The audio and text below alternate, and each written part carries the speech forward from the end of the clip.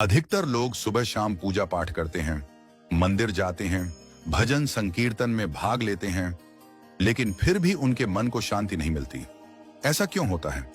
इस विषय में एक प्राचीन कथा प्रचलित है जो यह स्पष्ट करती है कि पूजा के बावजूद भी मन अशांत क्यों रह जाता है। प्राचीन समय की बात है।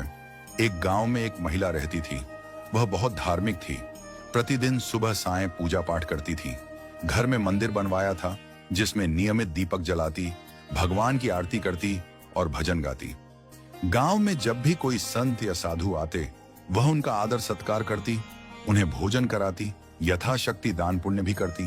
फिर भी उसका मन हमेशा बेचैन और अशांत रहता। उसे लगता कि जीवन में कुछ कमी है, कोई अधूरापन है। उसने कई बार भगवान से प्रार्थना की कि उसे सच्चा सुख और शांति मिले, परंतु उसका मन स्थिर न हो सका। एक दिन गांव में एक प्रसिद्ध संत पधारे। संत बहुत विद्वान थे। वे गांव-गांव घूमकर उपदेश देते थे और घर घर जाकर भिक्षा मांगते थे।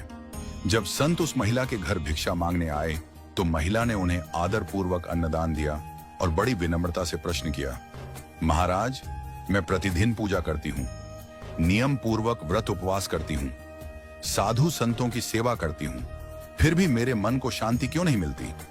कृपया मेरे दुख का कारण बताइए। संत मुस्कुराए और बोले, मैं तुम्हारे प्रश्न का उत्तर कल दूंगा। अगले दिन महिला ने सोचा कि संत कोई विशेष उत्तर देंगे, इसलिए उसने उनके स्वागत हेतु स्वादिष्ट खीर बनाई। जैसे ही संत उसके द्वार पर पहुंचे और आवाज लगाई, वह खीर लेकर बाहर निकली। संत ने अपना कमंडल आगे बढ़ाया और कहा, इसमें खीर डाल दो। महिला खीर डालने ही वाली थी कि अचानक उसकी दृष्टि कमंडल के अंदर पड़ी। वह चौंक गई। कमंडल अंदर से गंदा था, उसमें कचरा भरा हुआ था। उसने तुरंत कहा, महाराज, आपका कमंडल तो गंदा है, इसमें खीर डालूंगी तो यह खराब हो जाएगी। कृपया मुझे कमंडल दीजिए, मैं इसे धोकर साफ कर देती हूँ। संत ने मुस्कुराकर कहा, तो तुम यह कहना चाहती हो कि जब तक पात्र शुद्ध न हो तब तक उसमें अमृत, खीर डालना उचित नहीं? महिला ने उत्तर दिया, हाँ महाराज, ऐसा करने से अमृत भी अपवित्र हो जाएगा।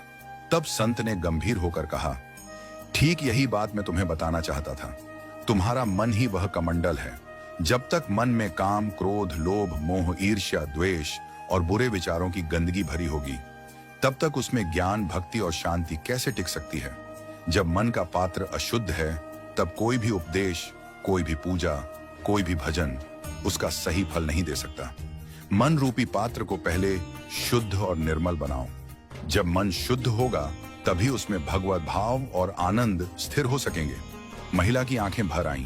उसने पहली बार समझा कि केवल बाहरी पूजा करना पर्याप्त नहीं, भीतर का मंदिर भी पवित्र होना चाहिए। केवल पूजा पाठ और कर्मकांड से मन को शांति नहीं मिलती। जब तक मन क्रोध, लोभ, मोह और बुरे विचारों से भरा होगा, तब तक किसी भी अच्छे विचार का प्रभाव उसमें स्थायी नहीं हो सकता। जैसे गंदे बर्तन में शुद्ध दूध नहीं रखा जा सकता, वैसे ही अशुद्ध मन में ईश्वर की अनुभूति नहीं हो सकती। इसलिए मन को पहले शांत, पवित्र और निर्मल बनाना चाहिए। यही सच्चे सुख, आनंद और शांति की कुंजी है।